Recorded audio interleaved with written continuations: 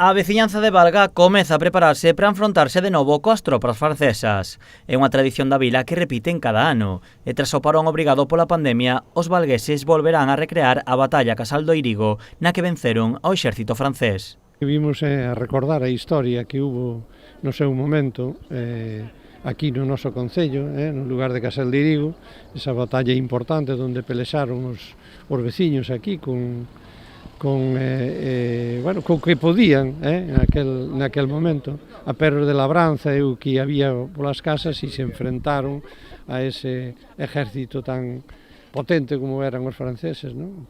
A recreación serve como homenaxe para todos os veciños que no 1809 se enfrontaron ao exército francés. O que pretendemos é recordar para que se manteña na historia o recordo dos nosos antepasados que defenderon o pobo aquí, moitos que faleceron como consecuencia deso.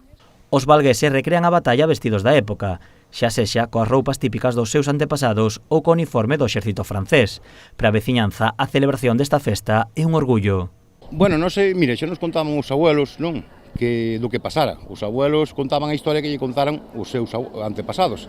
Entón, realmente enche de orgullo que isto pasara aquí. Desgraciadamente, foi unha guerra daquela, pero temos que conmemorar o que pasou aquí, non? Para nós é un orgullo poder recordar eses antepasados que loitaron aquí nesta capela. A xornada complétase con espectáculos como a actuación do Mago Teto e as actuacións musicais de Xarandeira, a Banda Municipal de Valga, e pecharase co grupo Astarot. Este final estará acompañado dunha queimada. Non hai mellor caña que a nosa, pode haber moitos bons viños, pero caña como a nosa non existe en ningún lugar.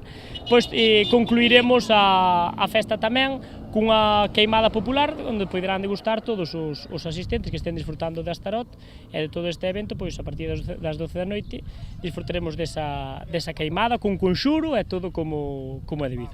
Dende Valga sinalan que coa mellora da situación sanitaria é momento de recuperar os seus festexos. Invitan a veciñanza de toda a contorna a que se acheguen a gozar da súa festa vestidos cos traxes típicos do século XIX.